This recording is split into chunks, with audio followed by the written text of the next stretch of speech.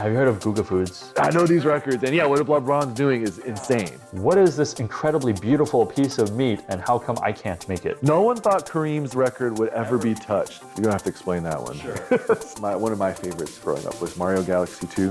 What are the things that make it awesome?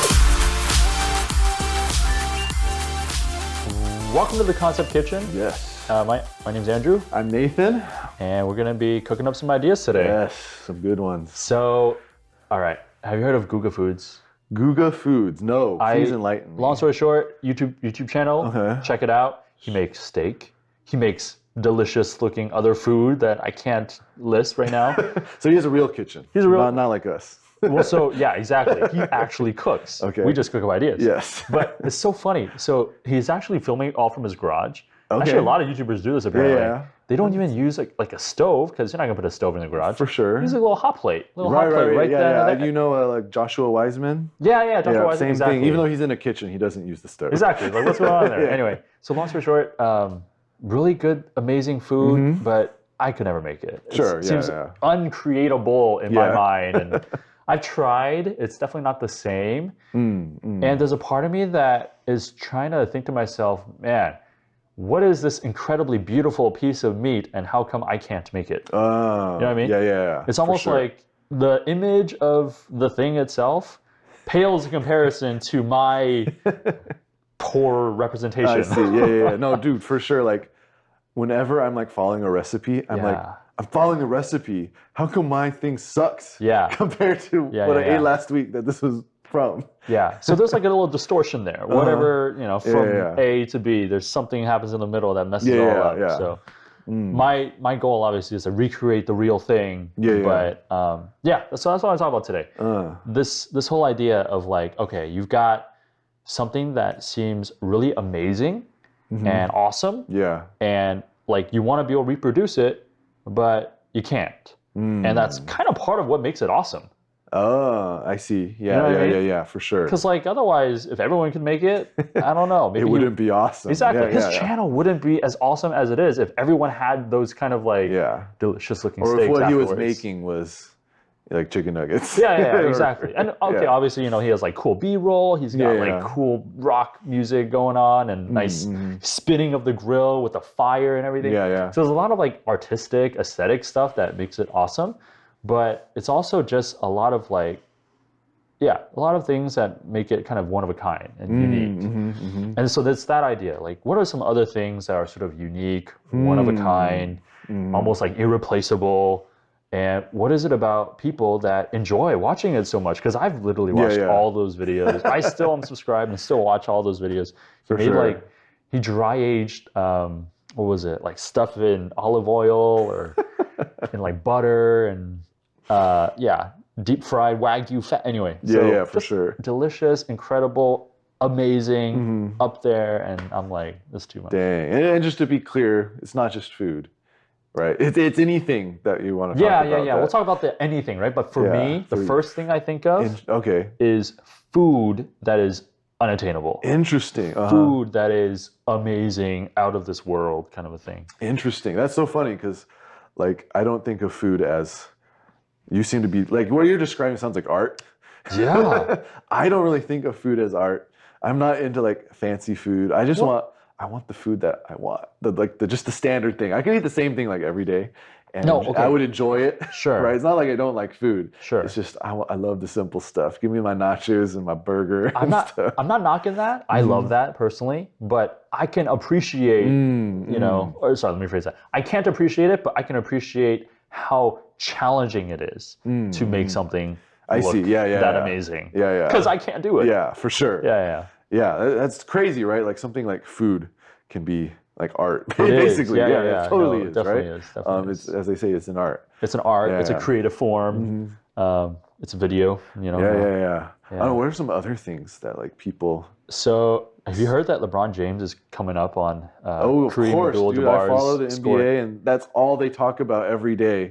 Is how many points left. It's like 63 or something ridiculous like as of today, this recording, probably when you're watching. I don't know he's past the record. He might be done already. Good job, LeBron. Anyway, so no one else is gonna beat that. At least in our lifetime. No one thought Kareem's record would ever be touched. Beaten. Yeah. When I was like in high school or whatever, like getting into the NBA, like those like top, all the record holders, like all the top ones seemed untouchable. Yeah. Because Kareem's was crazy, over 38,000 points or whatever. Absurd. And it's just insane. It's because everyone knows like he played forever, right? And like number 2, Karl Malone, he also played forever. Yeah. And then by that time, Kobe wasn't 3 yet. It was Michael Jordan. It was just like, because Michael Jordan's amazing. That's why. Wow. And like, I don't know how much you're into the NBA, but like, I know a little bit. Like the steals and assists record are both held by John Stockton. Oh, yeah. And his numbers, like, if you compared it to the number of points, like the points record, his record for like steals and assists is like equivalently, like it would be like 47,000 points. Like he's that far ahead of everyone else in steals and assists. Because he played forever, but also there's some analysis. The game was different. There was a lot more passing and rebounding. Passing and stealing going on. Was it before the 3-point? No, there were still 3-pointers. But just the way it was played, like there wouldn't be like multiple passes to end in a 3 like it is today. I see. It would be the point guard making that one pass to the guy inside or something, which is great. It's a different form of basketball. But so he as an individual would be racking up all these assists. And steals is because just they played differently back then. Defenses were allowed to be a lot more aggressive and stuff. Yeah. But in any case, when you bring that up, I get all passionate. Good. Because I'm like, I know these records, and what LeBron's doing is insane. It is insane. I'm sure you're not the only one who's passionate about that. But that's kind of my point. Like, it could be food, it could be athletics. It could even be something as simple as like video games. Like amazing graphics. Like incredible, like incredible story or something. Like, those giant open worlds nowadays that are like so well crafted. And comparing them to the ones that aren't. Right, exactly. And so I guess there's part of me like trying to figure out what makes it so awesome. Why do we as humans love LeBron for doing what he's about to do? Love YouTube channels that do what they do, like to make food look incredible, and obviously no one can eat that every day and all that, right? But definitely no one can make that like in an easy kind of way. And no one can sort of capture fully like whatever reality that we're trying to capture into like Minecraft or something. But we want more graphics. Like we want RTX. We want to try to put it all in. And if you can, that's elevated and that's considered good, right? So I guess my question is basically like, why do we love it so much? What is it, like if you want to break it down, what are the things that make it awesome? Why do we say, that's awesome, that's awesome? Exactly. We all recognize why it's awesome. Exactly. But like, why? What are the components? What are the components? Of the awesomeness? I've got a few in my head, but I don't know. What do you think? Man, like definitely what you said initially about the rarity, I think is a huge part of it.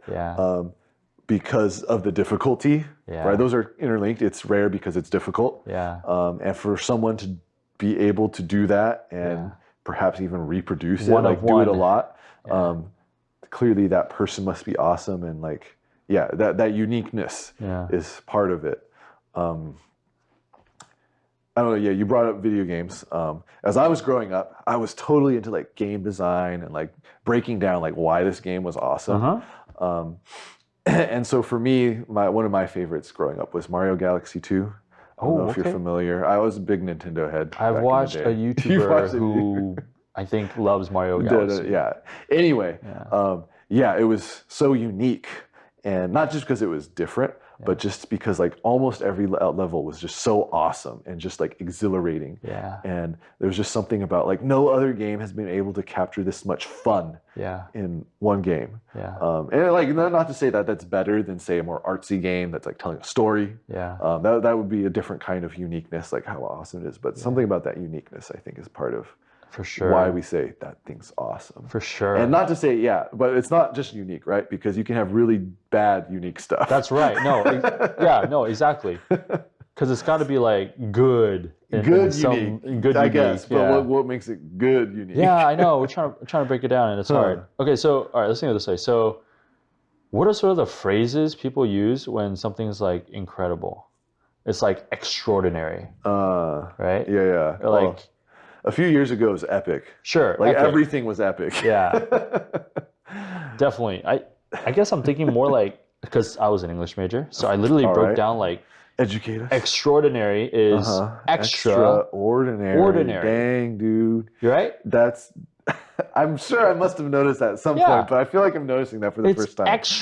Extraordinary. So there's something ordinary, but then more of it or more of something. That's LeBron. He's taking what's ordinary, basketball, well, some people, making points and doing a lot extra. A lot of points extra, right? For sure. A lot more than Kareem extra, right? And so, Guga, I mean, I'm just going to say it. His videos are extraordinary. Good quality. Obviously, the food is like top notch. It's like Wagyu that you can't get unless you have some meat dealer that sells it to you. Anyway, so it's things like that.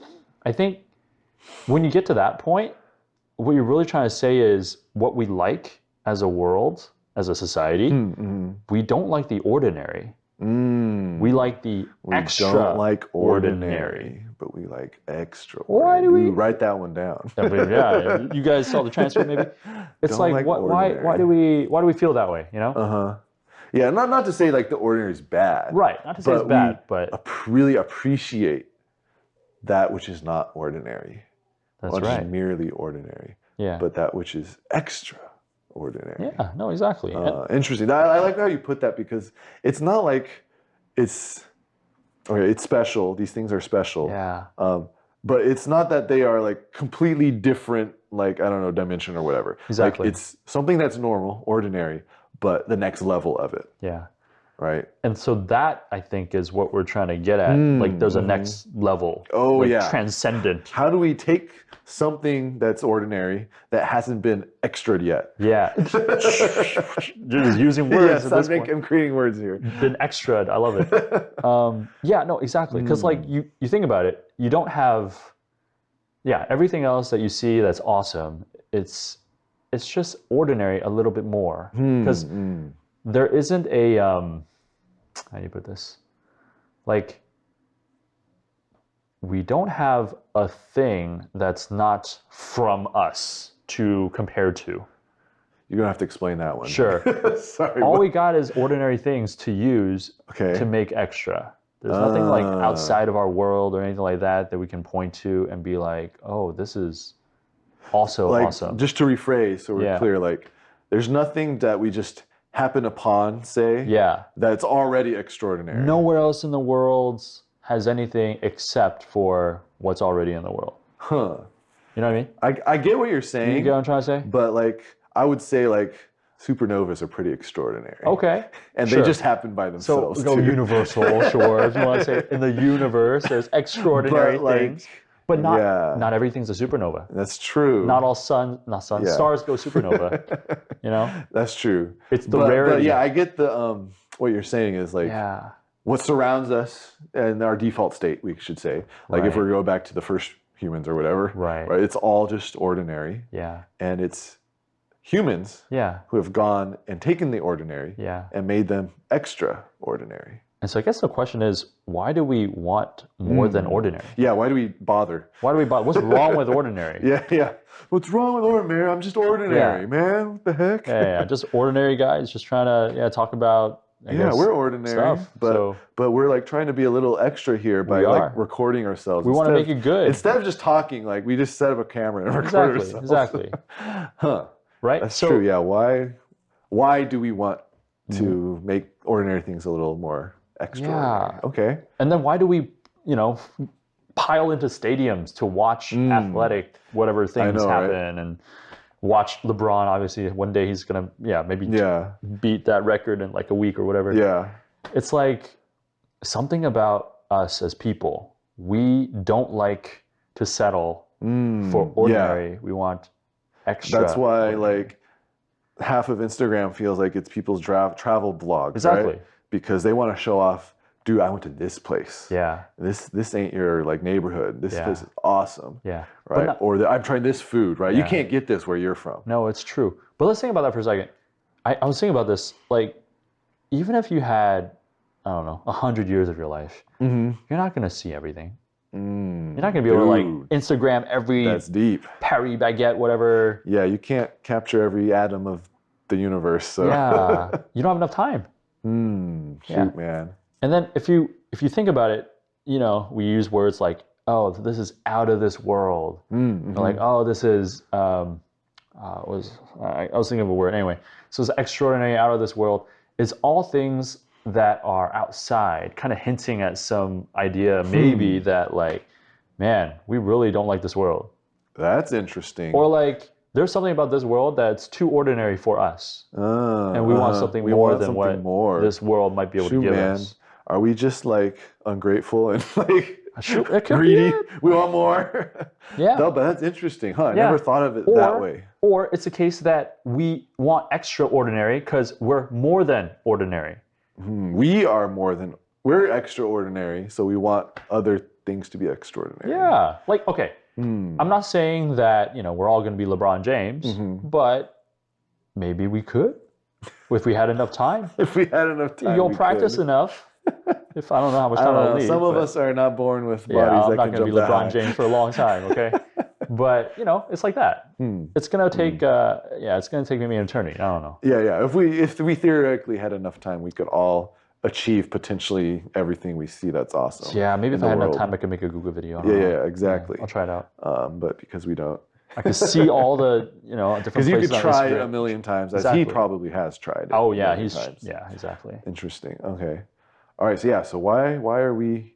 You offered up some interesting rhetorical questions there. Of why we want extraordinary? Is it because of us as people? Is there something that we're not satisfied with?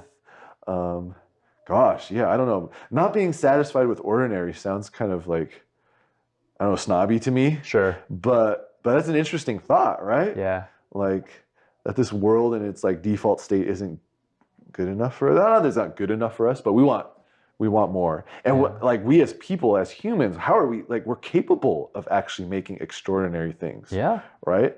That like maybe those of you that heard our other podcast about creating, right? Yes. Like the fact that we as people. Go check it out right now if you haven't. The fact is we as people are able to take ordinary and make it extra is pretty amazing. It's true. It's like, wow, how did we we did not deserve to be able to do that. How did we get to be able to do that? Is a whole nother topic. It's like, were we taught to do that? I don't know, because you were taught video editing. I was taught how to write. I don't know if that's even required. Or was it like, we're doing something that other people already knew how to do, so then we're just sort of copying and rehashing what's been done. I don't know, but I guess just to bring it all back together, it's like, okay, so there's the ordinary, people like us, and then there's the extraordinary, people like LeBron, and then there's the us who want to watch the extraordinary, people who are in the stadiums as LeBron breaks that record.